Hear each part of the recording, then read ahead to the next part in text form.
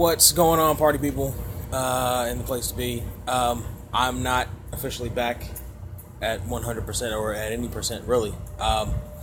But this, something happened today that was too important to not comment on and give my thoughts on, and everything. That's the passing of, the now late, great Bobby the Brain Heenan.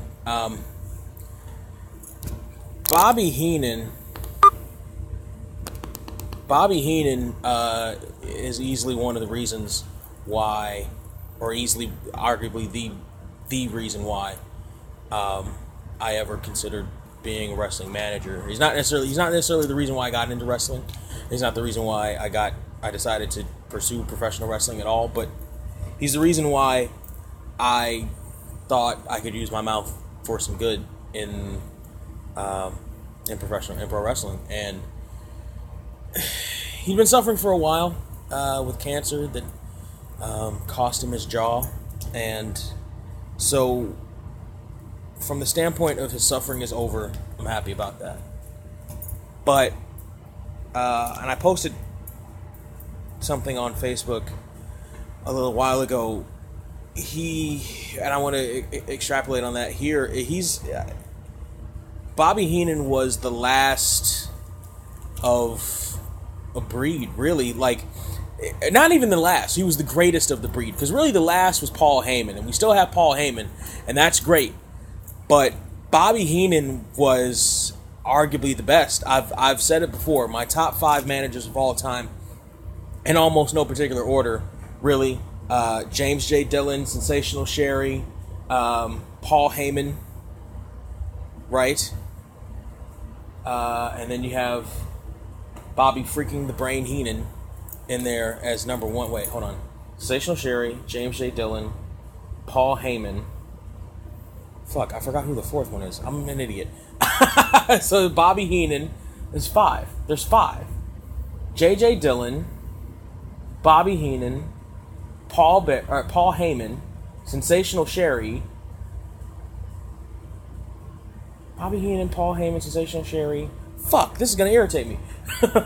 See what happens when I take too long? Bobby Heenan, Paul Heyman, Sensational Sherry, James J. Dillon. Yes, he is. He's got to be annoying Gorilla Monsoon as we speak. Absolutely. Will you stop? I don't believe it. Anyway, but Bobby Heenan is one of my favorite managers of all time, one of the greatest announcers of all time, one of the greatest commentators. He was a good wrestler too, actually, if you can find some of his stuff. He knew how to work. And I mentioned this in the Facebook post. It irritated me, and I want to extrapolate on that a little bit. It irritated me when people in the local scene would say stuff to me like, I don't pay managers, after I showed up for a show. And it irritated me more about the art of managing, really, than it did about me not getting paid. Although it did irritate me about me not getting paid. It did feel like an insult to me, but it felt like an insult to me because I was a part of, or I felt like I was a part of that lineage of people who at least respected the art of professional wrestling managing, even if I wasn't at that level yet. I wanted to be. Everybody who got in the managing game should want to be at the level of Bobby the Brain Heenan. Should want to be as quick-witted, should want to be as good a worker as Bobby the Brain Heenan was inside the ring and outside the ring. You know, people say, oh, worker, oh, I mean wrestler? No, worker. You're working out there. Bobby Heenan had a great quote about not getting paid by bookers, and talking about how, you know, they say, oh, you're not working. I am working. I got my back to the people I'm working with for the majority of the match. I'm working the crowd. I'm doing what I need to do to hype up the match. If it gets dull or it gets boring or something happens in it, I'm doing my part to highlight your talent, and you're telling me that I'm not getting paid. And the exemplary example of that was Bobby the Brain Heenan. He did everything in his power to get whatever charge he was managing over. Most of the time it worked, sometimes it didn't, Red Rooster, but most of the time it worked. He managed to get Brooklyn Brawler over to some extent, even in the mid to early 80s. Bobby Heenan was amazing. Managers are just as important as wrestlers. They are. I think so. I wholeheartedly think so. And Bobby Heenan is a perfect example of why managers are just as important, because they do what they need to do to get somebody over. Ric Flair, coming to the WWE in late 91, in part got over with the WWE crowd. So sad, yes. In part got over with the WWE crowd because of the work Bobby Heenan did to get him over in those vignettes, in those interviews, when he, when he comes with the big gold belt, and I'm gonna take the real world championship to Hulk Hogan, and he goes and he knocks on Hulk Hogan's door, and he's like, on behalf of the real world champion, and the door slams in his face, and he stumbles. The Bobby Heenan stumble was amazing. The Bobby Heenan, when he was knocked back, was amazing. Was something that how the hell do you duplicate that, man? Like, his timing was impeccable. The work that he did was incredible. Sometimes it wasn't even, sometimes he didn't have to say a word. Sometimes he just looked. He just did a side eye. He would be insulted, and he would sell it, but he wouldn't oversell it. He would be insulted, and he would just, like, I felt that, but I got something for you. And he would come back with an insult right back at you. He would knock it right back in your face. Oh my gosh. I guess I would say the way he sold Andre's paintbrush slap was legendary. Yeah, it was. Yeah, well, although really, although how much selling do you have to do when a 574 pounder who's 7 feet tall actually paintbrushes it? How much selling do you really with the fist the size of your head? How much selling do you actually have to do? But he did, and he did it amazingly. Man. It's a sad day. It's a bittersweet day. Like, I'm not a religious man, but I'm happy. I'm glad that he's not in whatever pain he was in anymore. I'm happy that he's no longer suffering. I'm happy for the years that we had, years of entertainment that we had. I'm happy that the network exists so that you can go to really one central place and just purge on Bobby Heenan stuff today, and just purge.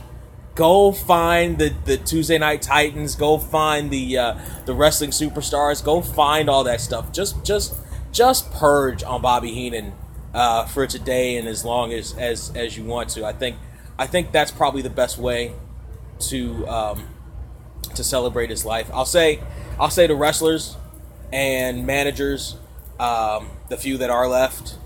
I know there are some that are left, but those that actually respect their position that they're in, the managing position, respect it, know it, learn it, study everything Bobby the Brain Heenan did as a manager, study every quip, study his timing. His timing was always perfect. His timing was always pitch perfect. He would come in with the quip at the right time.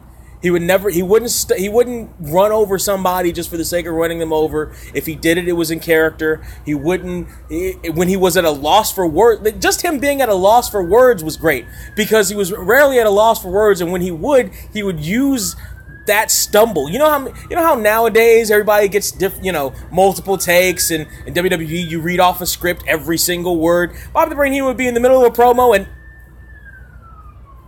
you at a loss for words? No, I'm not at a loss for words. I know exactly what I'm saying. He cheated, right? That added to his character, and he was a character. Every bit of Bobby the Brain Heenan was Bobby the Brain Heenan was the greatest manager of all time. Every bit of it was. His snark was legendary. His snark was on a whole nother level.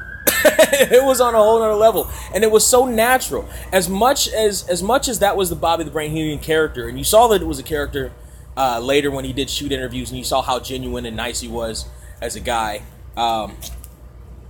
That character came so naturally out of him. It was so organic that Bobby the Brain Heenan would make a comment about your mother's dress. It was so organic that Bobby the Brain Heenan would, tell you something costs $10 when it only costs $2. It was so organic, but he was such a nice, genuine guy. I'm sorry that I never got the chance to meet him. I wish I had. He was one of the people I always wanted to meet in the industry, and I'm sorry that I never got the chance to meet him. But I feel like I knew him from all the years since '93, and I became a wrestling fan, and I heard his voice, and And as much of a bad guy as he was just amazing at his gig. So wrestlers, learn from him as much as you study tape of, Ring of Honor and New Japan and, Attitude Era, WWE stuff and all the wrestlers. Study him as a manager. Study the cues that Bobby would take when he would take them. Study which of his guys he would interfere for and which of his guys he wouldn't. How often did you see him interfere for Andre the Giant?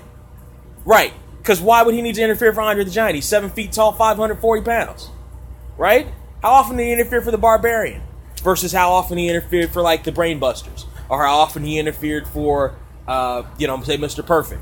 Right? There was a reason to everything he did, and everything he did had a reason, and the timing was perfect. So study that. Bookers, promoters, God damn it, take this opportunity and take this time to also study old school Bobby the Brain Heenan stuff. And respect the managers, man. Like, take the managers that you have at your disposal. Take the managers that want to be managers. Take the managers that want to excel in that position and help them excel in that position. Don't bury them. Pay them. Don't bury them. Help them nurture that ability that they have in them and help them nurture and help them use that ability in its maturity to help sell you tickets and put asses in the seats the way Bobby the Brain Heenan did. And help get over guys that help put asses in the seats and tickets sold. The way Bobby the Brain Heenan did. So do that. And to everybody else, go watch Royal Rumble 92. Or Bash at the Beach 96. Or WrestleMania 8. WrestleMania 8 is one of the most is an underappreciated WrestleMania as far as commentary is concerned, because that's right after Royal Rumble 92 where Bobby Heenan gave his magnum opus of commentary. But WrestleMania 8 was right up there. Was right from start to finish. From the intro, he had Gorilla Monsoon looking up for the centerfold of Miss Elizabeth. He was calling Reba McEntire as Tito Santana came out. He was talking trash about everybody and anybody. He was humming Shawn Michaels' theme song. He was rooting for Ric Flair. Right up there. Right up there. Go find that. Go find Royal Rumble 93. Go find his Survivor Series stuff. Go find the Survivor Series. I think it was 90. It might have been 89. Actually, I'm pretty sure it was 89.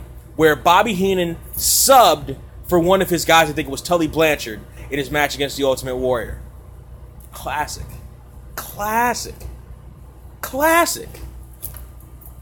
Go watch Survivor Series 90.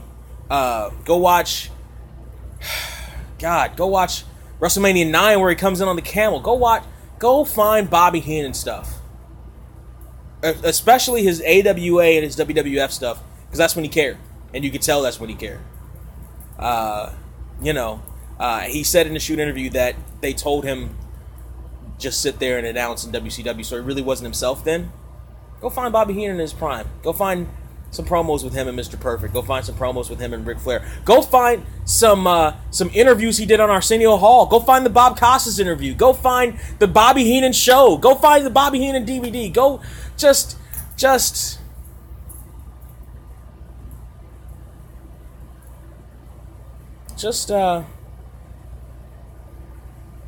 go celebrate his life. Humanoid.